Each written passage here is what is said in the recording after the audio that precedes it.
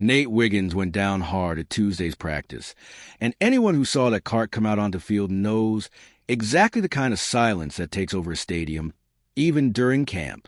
For a few minutes, nobody watching had any idea how serious this was, and that uncertainty is exactly what made the moment so hard to shake off. Now, there's a new piece of information that could completely change how we're supposed to feel about this. The early tests are back, and what they showed might be the difference between a minor scare and a real problem for this Ravens defense heading into 2026. So the question becomes, did Baltimore actually dodge the worst-case scenario here? Or is there still a reason to hold our breath? Tuesday's practice was moving like any other camp session until Wiggins got tangled up with rookie receiver Jacoby Lane during a deep route drill. That's the kind of play that happens constantly in camp without anyone thinking twice about it. And then every so often, it turns into something else entirely. Their feet got caught, and Wiggins went down a way that had trainers sprinting onto the field immediately. What made this one hit differently was watching him struggle to put any weight on his left leg. That's the image that sticks with you. This wasn't a guy shaking off a small tweak or getting up slowly to walk it off. This was a player who needed help just to leave the field, and eventually he was strapped onto a cart and taken away for further evaluation. For a second-year corner that Baltimore is counting on to anchor a rebuilt secondary, that's about as tense a scene as camp can produce. I'll admit it, my mind went straight to the worst possibilities the moment I saw that clip. An ACL, a serious ankle injury, something that costs him weeks or even a whole year. That's just where your thoughts go when a guy can't get up under his own power. But here's where the story starts to shift. NFL insider Jordan Schultz shared an update citing sources close to the situation, and the early belief is that Wiggins avoided a major injury, no ligament damage. When you're bracing for the worst, that combination of words is about as close to relief as you can get in a moment like this. It doesn't erase every concern, but it does take the most catastrophic outcomes off the table. Let's talk about why that specific detail matters so much. Ligament damage is usually the phrase that turns a scary moment into a season-altering one. We're talking about ACLs, MCLs, the kind of structural injuries that require surgery and months of rehab. When early testing doesn't show those markers, it tells you the medical staff isn't seeing the signs that typically point toward a long absence.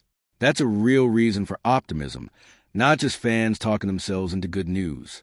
Still, I want to be careful here, because the same report made clear that Wiggins will keep undergoing tests before Baltimore gives a full diagnosis.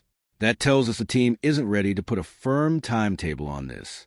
There could still be something like a sprain or soft tissue issue that needs more evaluation, and those things can still cost a player real time even without ligament involvement being part of the equation. And that's exactly the part of this story that's going to keep fans checking for updates over the next few days. We got the news we were hoping for, but we didn't get the full picture yet. There's a real difference between relief and closure, and right now we've only landed on the relief side of things. Whatever comes next from Baltimore is going to tell us a lot more about whether this costs Wiggins a few days or something longer. Now, it's worth stepping back and asking why this injury scare hit as hard as it did, because the answer says a lot about where this defense stands. Wiggins isn't some depth piece buried on the roster. He started all 17 games last season as a second-year player, which tells you the coaching staff already trusted him with a massive role well before this camp even started. He finished that season with 76 tackles, 3 interceptions, and 14 passes defended. Those are legitimate starting cornerback numbers for a guy that young, and that kind of production is exactly what teams try to build a secondary around. Baltimore came into this camp expecting to take on an even bigger role in a defense that's been reshaped this offseason. When a team makes real structural changes on defense, it usually leans on its most proven players to provide stability while everything else gets sorted out. Wiggins was supposed to be that steady presence at cornerback, the guy who lines up on the boundary and just handles his business snap after snap, no matter who's across from him. Think about what he brings alongside the other names in that secondary.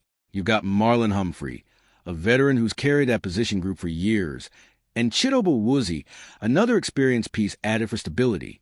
Wiggins slots in as a younger talent, already playing like a proven starter, and that mix of experience and rising ability is exactly what strong defenses are built around. which is why any absence there matters more than people might assume at first glance.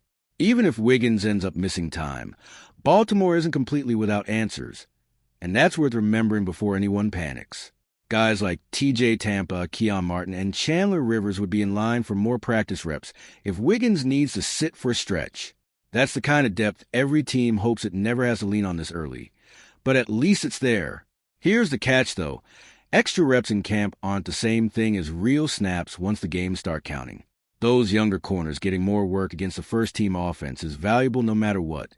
But it's a completely different situation from trusting an improving player in a live defensive game plan against actual NFL competition in September.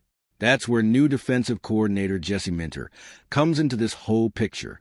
He's still shaping this unit, still figuring out how every piece fits together within a new scheme.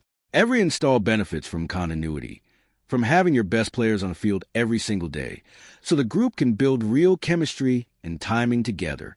An injury to a key piece like Wiggins disrupts that process in ways that go beyond just one man's absence.